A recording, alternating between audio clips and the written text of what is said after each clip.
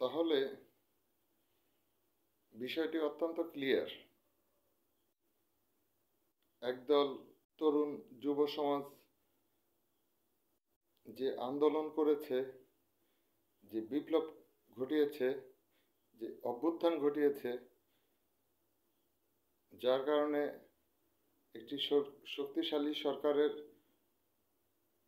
পতন হয়েছে, তারা বিজয়ী।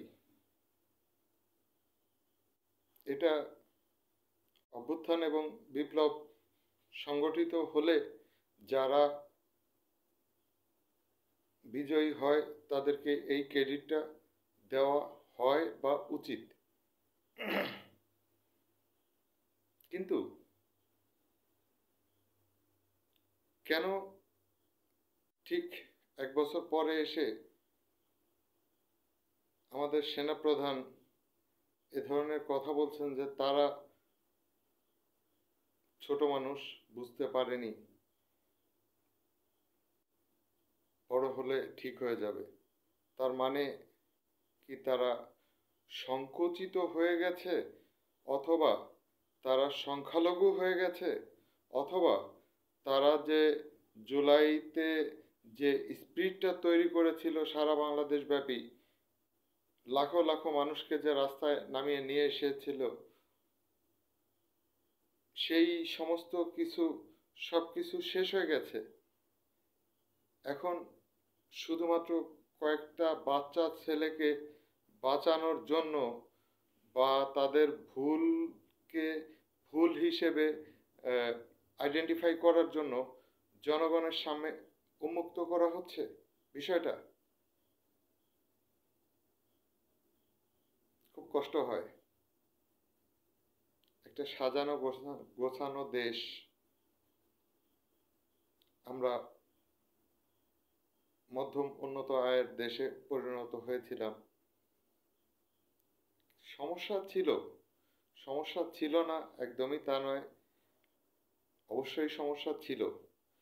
তবে বাংলাদেশে যে অভূতপূর্ব উন্নয়ন হয়েছে, আগামী 100 বছরে আর কোনো সরকার ক্ষমতায় এসে সেই উন্নয়ন করতে হবে বলে আমি মনে করি না। কারণ যা প্রয়োজন তা করা হয়েই গেছে। এবার আসি, এত উন্নয়ন করতে গেলে যত টাকার প্রয়োজন হয়, আর এই টাকাগুলো ঠিক বৈদেশিক সাহায্য বা ঋণের থেকে শুরু করে প্রান্তিক লেভেলে একজন ডে লেবার 500-700 টাকা পার ডে মজুরি নিয়ে ঘরে ফিরে যাচ্ছে, সেটা কিসের অংশ? সেটাও ওই টাকার অংশ। টাকা ডিস্ট্রিবিউট হলে পৃথিবীর এমন কোথাও নেই যে সেখানে সেখানে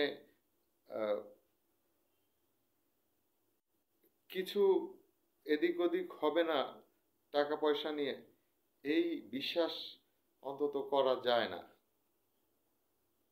এটা টাকা।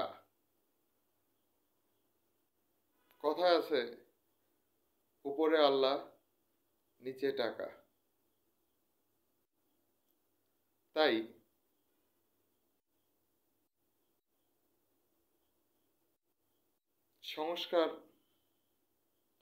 সংস্কারে কি আসলে শেষ আছে? কিভাবে শেষ আছে? সিম্পলি আমি একটু রাস্তা দিয়ে বোঝানোর চেষ্টা করি। প্রতি বছর আমাদের রাজধানীর প্রত্যেকটা ওয়ার্ডের অলিতে গলিতে রাস্তাগুলোতে বিশাল খানাখন্দ তৈরি করে সুয়ারেজ পাইপ বসানো হয়।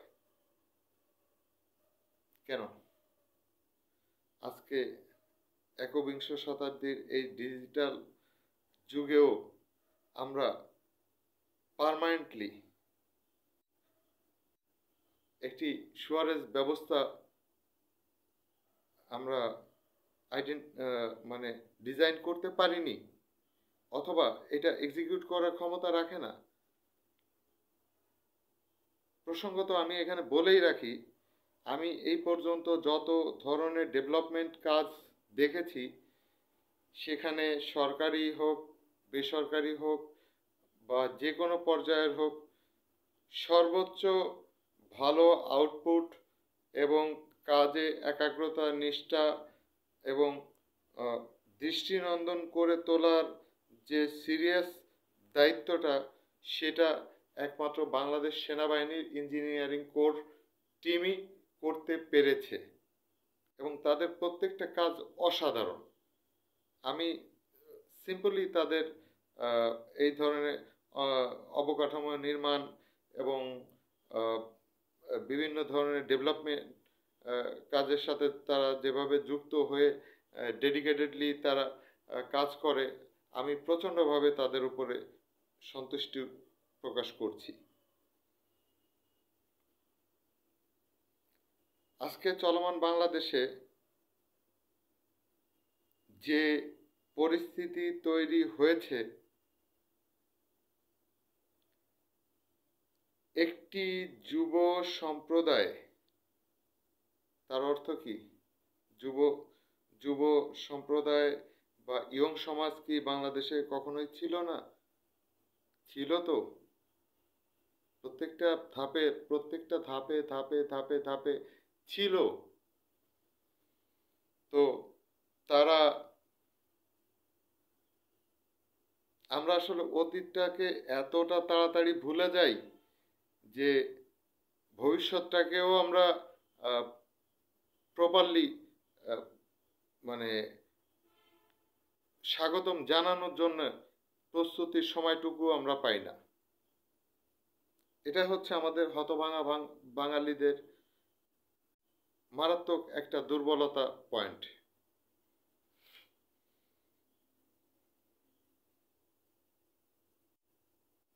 যেটা উচিত ছিল, এটা একটা প্রশ্ন অনেক জায়গা থেকে, যেহেতু সাংবাদিকতা করি, নানান ধরনের পেশা, নানান শ্রেণীর মানুষ, নানান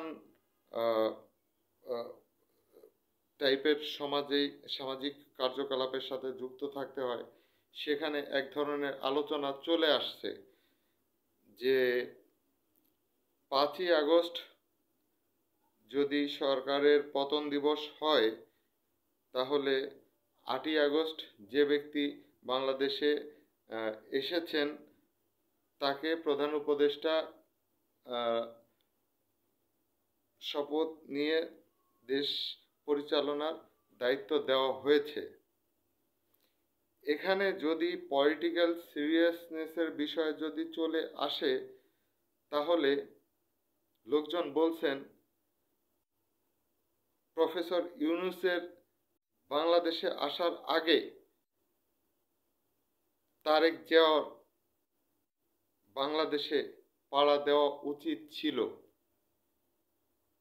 এটার কেউ বিরোধিতা করছেন, কেউ সপক্ষে বলছেন, কেউ বিপক্ষে বলছেন। সপক্ষে বলছেন কোনটা? তার নামে অসংখ্য মামলা, যে মামলাগুলো তার সমস্যার কারণ হবে। মামলা তো ডক্টর ইউনূসের নামেও ছিল, মামলা আরো অনেক ব্যক্তির নামে ছিল, রাতারাতি নাই। তারপরে হচ্ছে তারেক জিয়া বাংলাদেশে পা দিলে অন্তত পক্ষে বিএনপির যে সাংগঠনিক দুর্বলতা অথবা নেতৃত্ব শূন্যতার একটা বিষয় হিডেনলি তৈরি হয়ে আছে। একা Mirza Fakhrul is a too much gentleman, is a real politician. তাকে আসলে অনেক ক্ষেত্রে শ্রদ্ধা করতেই হয়, কারণ তার মধ্যে ভদ্রতা, শিষ্টাচার, পলিটিক্যাল যে ক্রেজিনেস, যে স্কিল্ড, হ্যাঁ, এগুলো তার মধ্যে আছে। তো তারেক জিয়া যদি 5ই আগস্ট অথবা 6ই আগস্ট দেশে ফিরত, বিএনপির সমস্ত জনগণ এক হতে পারত এবং তাদের নেতা এয়ারপোর্টে তাদের নেতাকর্মী সমর্থকদের উদ্দেশ্যে তাদের ভারপ্রাপ্ত চেয়ারম্যান বক্তব্য দিয়ে তিনি তার মায়ের কাছে চলে যেতে পারতেন। এখন ধরেন জুডিশিয়াল প্রক্রিয়ায় তার তার নামে যে মামলাগুলো রয়েছে সে মামলাগুলো খারিজ করা সম্ভব নয়, তাহলে তাকে জেলে যেতে হতো।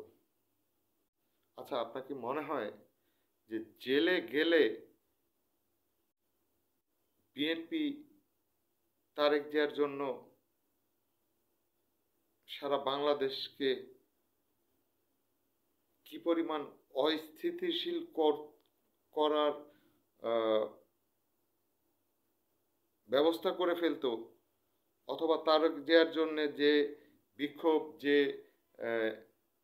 যে মিছিল, যে সমাবেশ, যে দাবি তারা সরকারের কাছে উত্থাপন করত, পেশ করত, সরকার বাধ্য হতো তারেক জিয়াকে রিলিজ দিতে।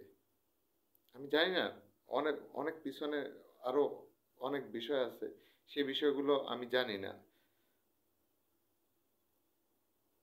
প্রশ্ন সেটাই যে ডক্টর ইউনূসের আগে তারেক জিয়া কেন বাংলাদেশে পা দিতে পারলেন না। এখন নব্য প্রশ্ন হচ্ছে, কে আগে ফিরবেন, শেখ হাসিনা নাকি তারেক জিয়া? এই প্রশ্নটা এখন জাতির সামনে খুবই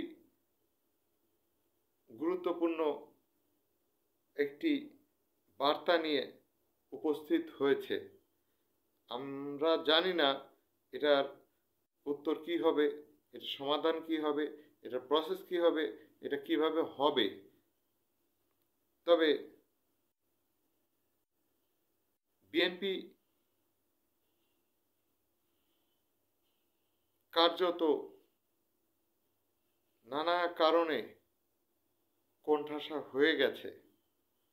বাংলাদেশে দুটি সবচেয়ে বড় বৃহত্তর গণতান্ত্রিক রাজনৈতিক দল রয়েছে, একটি বাংলাদেশ আওয়ামী লীগ, আরেকটি বাংলাদেশ জাতীয়তাবাদী দল বিএনপি। যারা তাদের নেতা কর্মী বা সমর্থকের সংখ্যা অ্যাকুরেট বলতে পারবে না, অথবা তাদের কোথাও নথিভুক্ত নেই, তারা এক্সাক্ট বলতে পারবে না, তারা হয়তো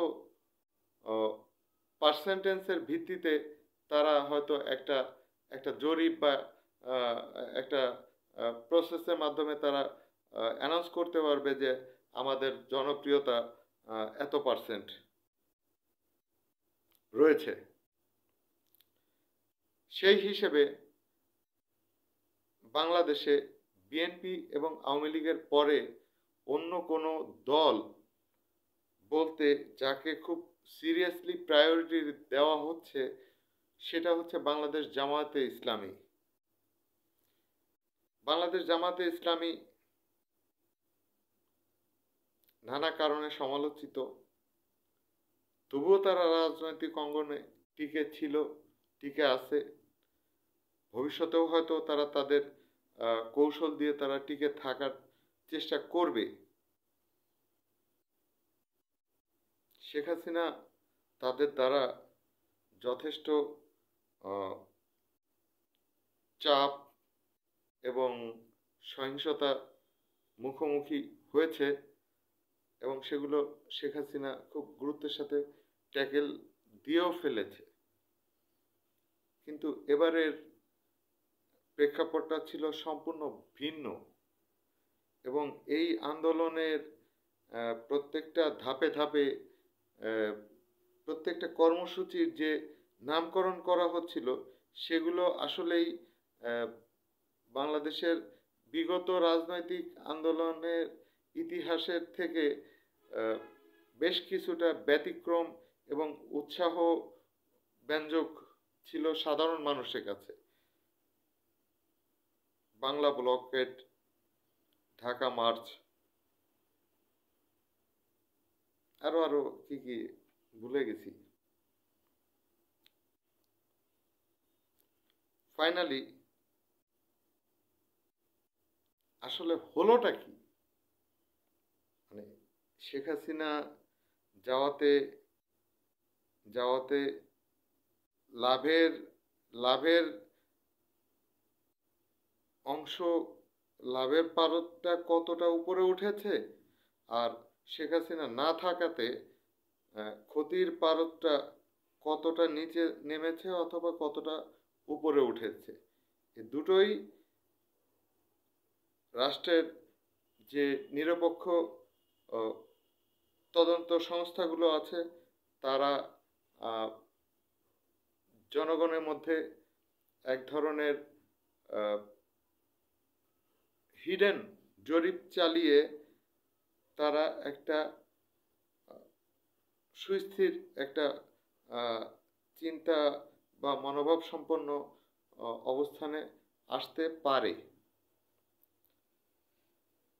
অন্যথায় এই অন্তর্বর্তীকালীন সরকার যে ধরনের সংস্কার ব্যবস্থা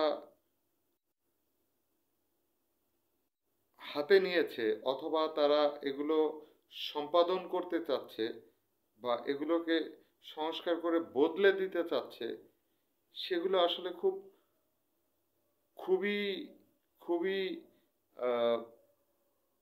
তাৎপর্যপূর্ণ ব্যাখ্যা বিশ্লেষণের দাবি রাখে এবং জনমতের দাবি রাখে। আর সবচেয়ে বড় ব্যাপার হচ্ছে সময় সাপেক্ষ, এবং এটি এটি একটি গণতান্ত্রিক দেশে পার্লামেন্টারিয়ান শাসন ব্যবস্থায় পার্লামেন্টে এটি আহ, আহ, মানে পাশ হওয়া না হওয়ার বিষয়টি নির্ভর করে। এটা কোনো অন্তর্বর্তীকালীন সরকারের উপরে নির্ভর করে না। এখন আপনি সংস্কারের নামে আপনি হাজার বছর ক্ষমতায় থাকতে পারেন না। যে বৈষম্য বিরোধী ছাত্র আন্দোলনের ব্যানারে যে ডাক দেওয়া হয়েছিল, সেই ডাকে সাধারণ মানুষ, ছাত্র, কৃষক জনতা, বিভিন্ন পেশা সংগঠন, ইভেন সেনাবাহিনীর সাবেক সেনাপ্রধান বা সাবেক উচ্চ পদস্থ অবসরপ্রাপ্ত সামরিক কর্মকর্তারাও রাস্তায় নেমে এসেছেন, মিছিল করেছেন।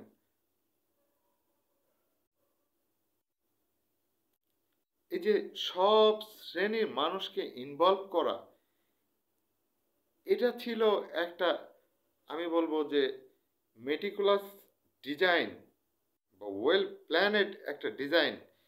ইটস ক্রিয়েটেড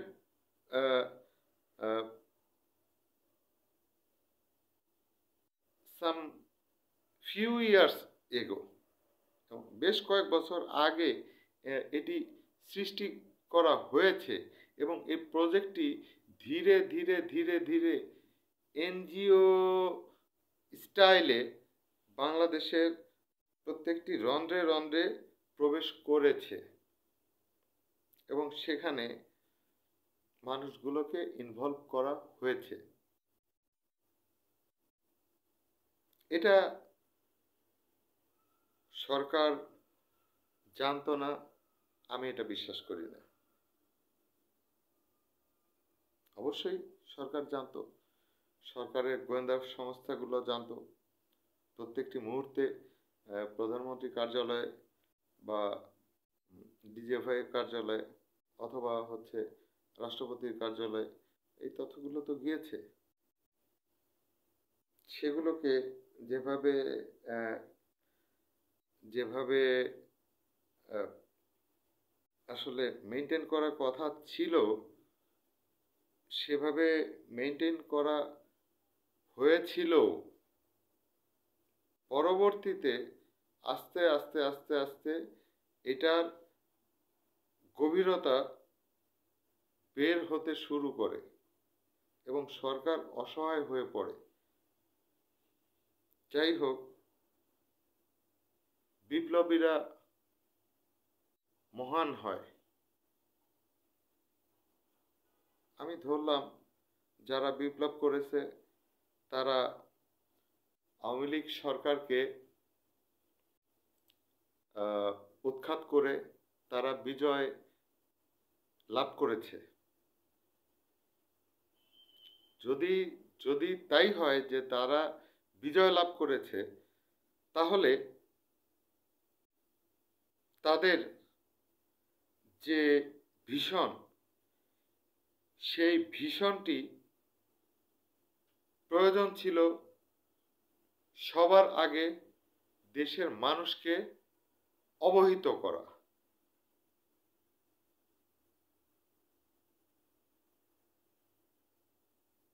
মানুষকে ভয় দেওয়া না, মানুষকে আশ্বস্ত করা। এই অসঙ্গতিগুলোর সঙ্গে দীর্ঘ সময় আমরা বসবাস করে আসছি, যেটা এখন আমরা আর অ্যাফোর্ড করতে পারছি না, বিধায় আমরা সরকারের বিরুদ্ধাচরণ করছি এবং আমরা সরকারের পদত্যাগ দাবি করছি।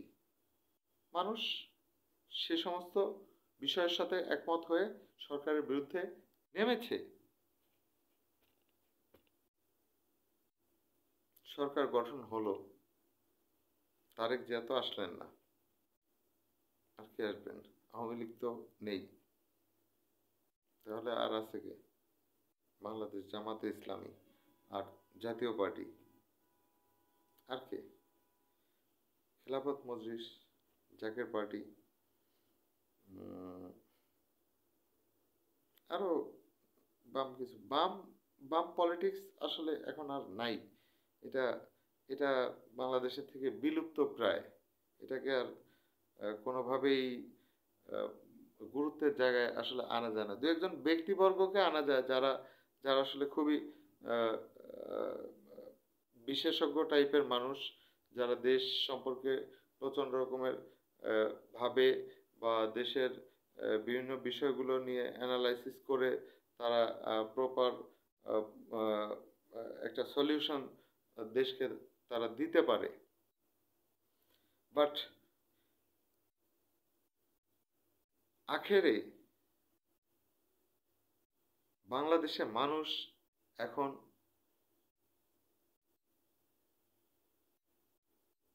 সর্বপ্রান্ত থেকে বলছে তারা এখন ভালো নেই,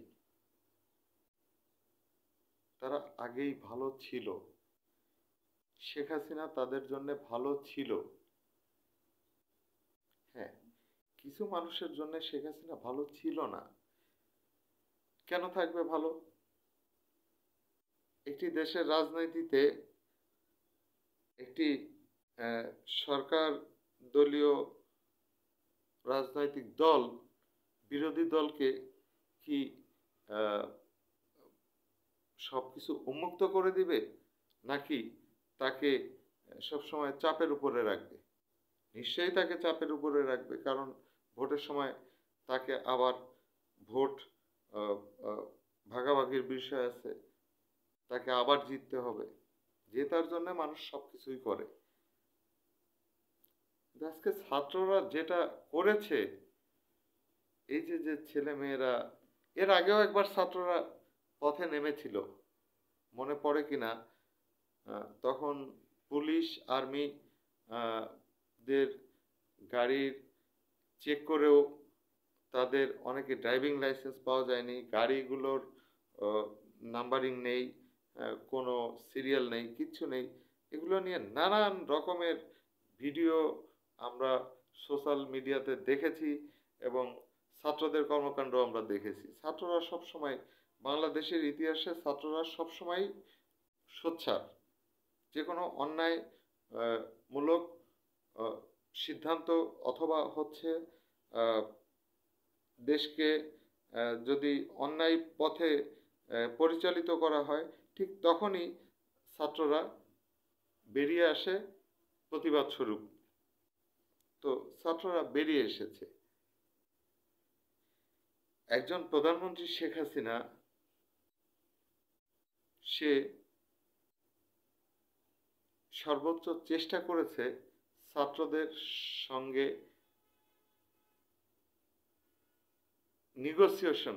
নেগোসিয়েশন বলবো না, কথা বলে তাদেরকে বোঝানো, আশ্বস্ত করা, প্রকৃত বিষয়টাকে তাদের সামনে তুলে ধরা। তো তারা তো রাজি হয়নি শেখ হাসিনার সাথে আলোচনা করার জন্য।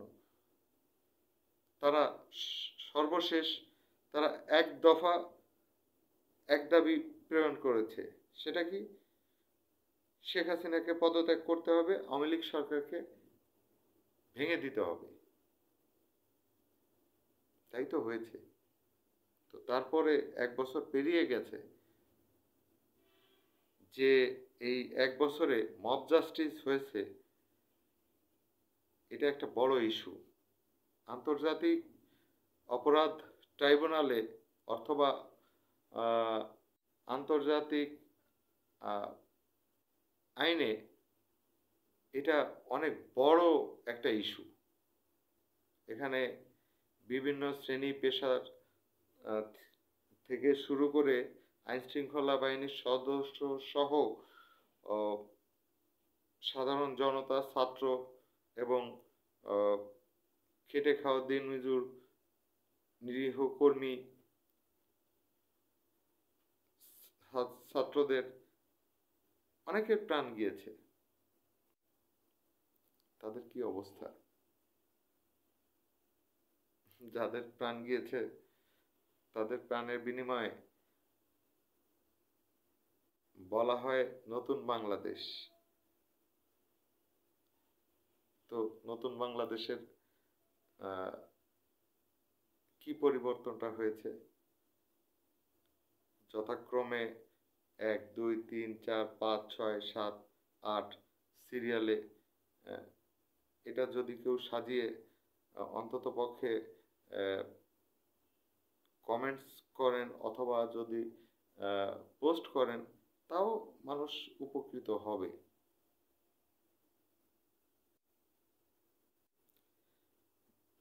একটা জিনিস ফাইনালি বলে রাখি, সেনাপ্রধান যা বলেছেন সেটা কতটা মানুষ আস্থা রাখবে অথবা সেটাকে নার্সিং করবে সে বিষয়ে আমি জানি না। বাট যেটা হতে পারে সেটা হচ্ছে বাংলাদেশের 100% মানুষ পলিটিক্যাল সেক্টরের সাথে ইনভলভ। প্রত্যেকটা পরিবারের কেউ না কেউ কোনো না কোনো রাজনৈতিক দলের সংশ্লিষ্টতা বা ছত্রছায়ায় কর্মকাণ্ড চালিয়ে সে তার নিজের পরিবার, তার পাড়া, তার মহল্লা অথবা তার যে সার্কেল, সেগুলোকে সে ঠিক রাখছে। সে তার দলের পারপাস সার্ভ করছে। আমি এতটুকু বলতে পারি, এটাতে কষ্ট পাওয়ার কিছু নেই। আমি মনে করি না কষ্ট পাওয়া উচিত। এই বিপ্লব যে জন্য করা হয়েছে সে উদ্দেশ্য কখনোই বাস্তবায়িত হবে না। এবং এই বিপ্লব আজকে যারা বিপ্লব করেছে, দিনে দিনে তারা পরিপক্ক হবে। তারা সেনাবাহিনী বা সেনাপ্রধানের মতো এতটা সহজ ভাষায় বলা ঠিক হবে না যে তারা তাদের ভুল একসময় বুঝতে পারবে এবং তারা ঠিক হয়ে যাবে। জাস্ট ফ্ল্যাশব্যাক গোপালগঞ্জের এনসিপির সমাবেশের ঘটনাটা দেখেন। সেখানে যেভাবে মাইক্রোফোনের সামনে এনসিপি নেতারা বক্তব্য দিয়েছেন, একজন পলিটিশিয়ান কি মাইক্রোফোনের সামনে, জনগণের সামনে এভাবে চোখ রাঙিয়ে, ঘাড় ফুলিয়ে, মুখ ফুলিয়ে দাম্ভিকভাবে দেশের সর্বোচ্চ পর্যায়ের যে মহান মুক্তিযুদ্ধের সংগঠক, বাংলাদেশের জাতির পিতা, হাজার বছরের শ্রেষ্ঠ বাঙালি বঙ্গবন্ধু শেখ মুজিবুর রহমানকে মুজিববাদের কবর রচনা করার হুমকি দিচ্ছে গোপালগঞ্জ শহরে দাঁড়িয়ে, গোপালগঞ্জের মাটিতে দাঁড়িয়ে কয়েকটি বাচ্চা ছেলে। স্বয়ং শেখ মুজিবকে নিয়ে ফিদেল ক্যাস্ট্রো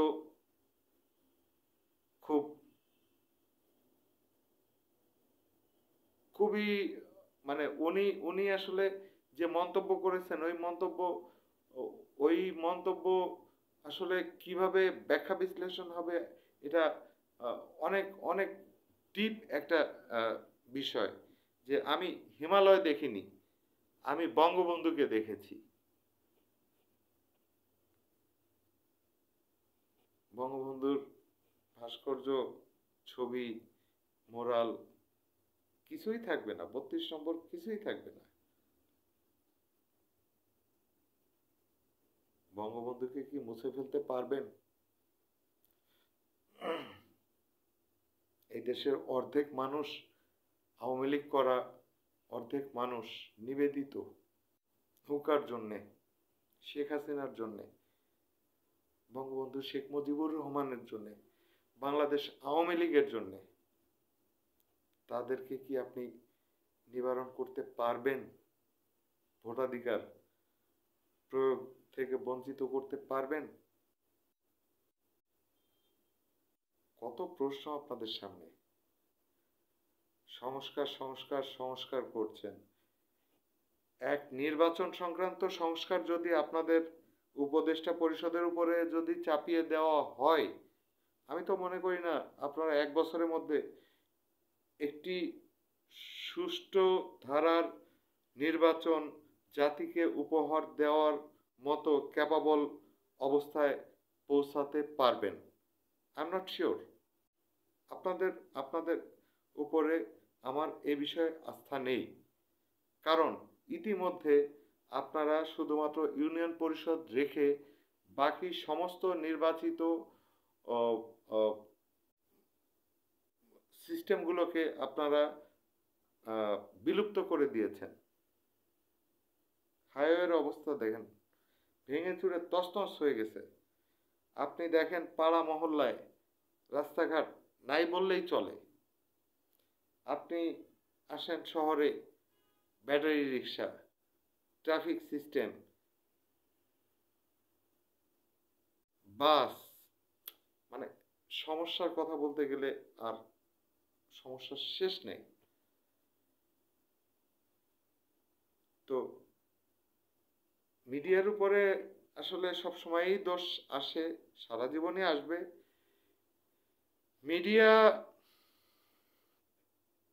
মিডিয়া যে একতরফা সরকারের সহযোগিতায় সবসময় কাজ করেছে, ব্যাপারটা তা নয়। মিডিয়া সরকারের যথেষ্ট সমালোচনা করেছে, সরকারের বিভিন্ন স্বাধীন সংস্থাগুলোকে কাজ করতে সাহায্য করেছে। সরকারের মন্ত্রী আমলারা বা নেতাকর্মী সমর্থকরা যেখানে দুর্নীতি করেছে সেখান থেকে দুর্নীতির চিত্র তুলে ধরা হয়েছে। পুলিশের মধ্যে যে দুর্নীতি হয়েছে সেগুলো তুলে ধরা হয়েছে। রুলিং পার্টি, অর্থাৎ এখানে আরেকটা বিষয় খুব গুরুত্বপূর্ণ, সেটা হচ্ছে যে বাংলাদেশ আওয়ামী লীগ একটি রাজনৈতিক দল। সেই দলটি নির্বাচিত হয়ে যখন ক্ষমতায় আসে, সরকার গঠন করে, তখন সেটি আওয়ামী লীগ সরকার ঠিকই থাকে, কিন্তু ওই সরকারের মালিকানা বাংলাদেশের প্রতিটি মানুষের অটোমেটিক সিস্টেমে অংশীদারিত্ব হয়ে যায়। সুতরাং তখন রুলিং পার্টি হিসাবে বাংলাদেশ আওয়ামী লীগ এবং বাংলাদেশ আওয়ামী লীগের সরকার দুই রকম পথে চলতে শুরু করে।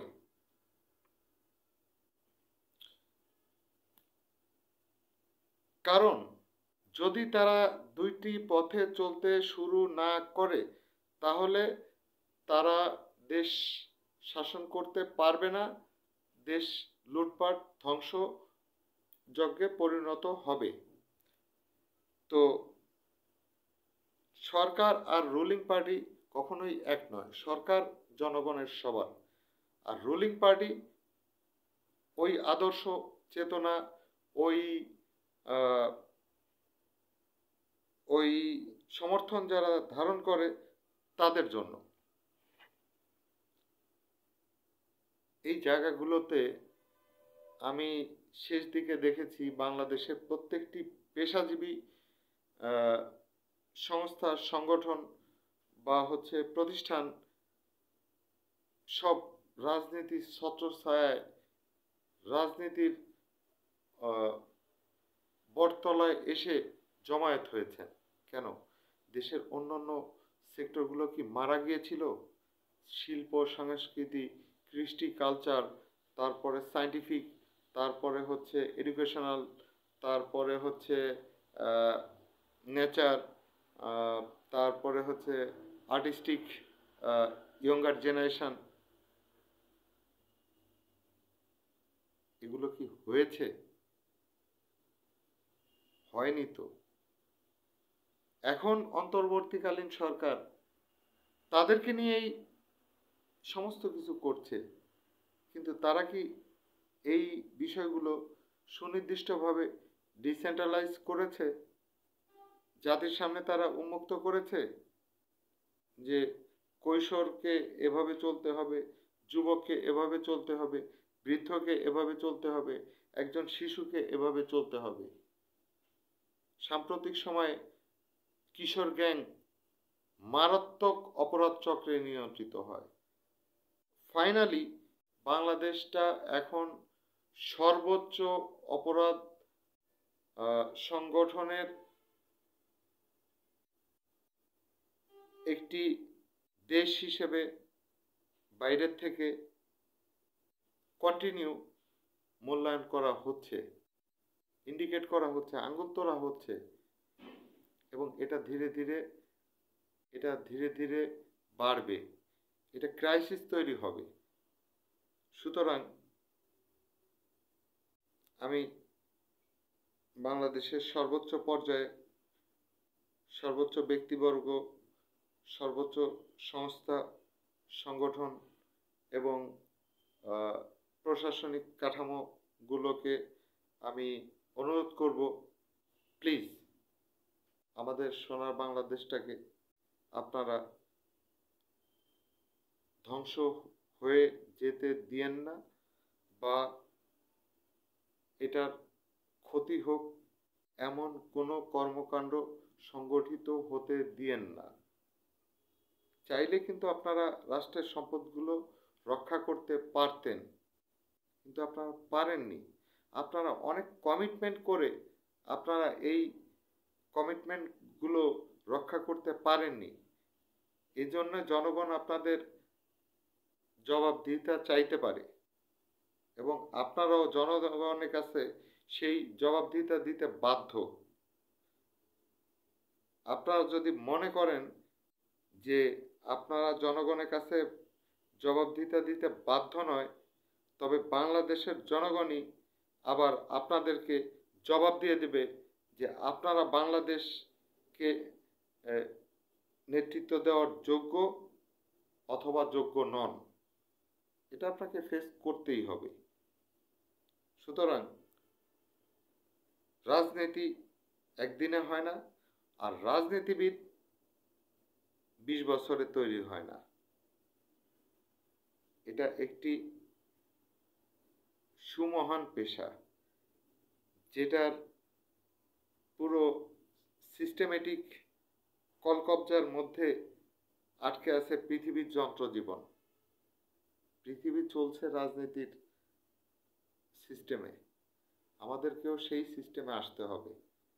হানাহানি, হিংসা, মারামারি, বিদ্বেষ, খুনোখুনি, ডাকাতি, রাহাজানি, ধর্ষণ, এগুলো এগুলো বর্তমান সমাজে চলে না। আমরা নিজেদেরকে এতটা নিচে নিয়ে যেতে পারি না।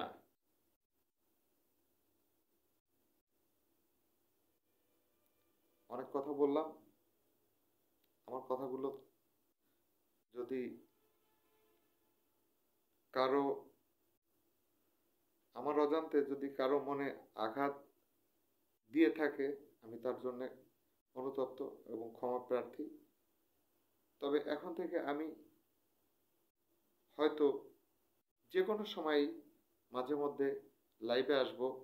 আমি আমার নিজস্ব মতামত এবং সমসাময়িক বিষয়গুলোর উপরে ছোট ছোট ব্যাখ্যা বিশ্লেষণ নিয়ে আমি মিলাতে চাই সবার সাথে।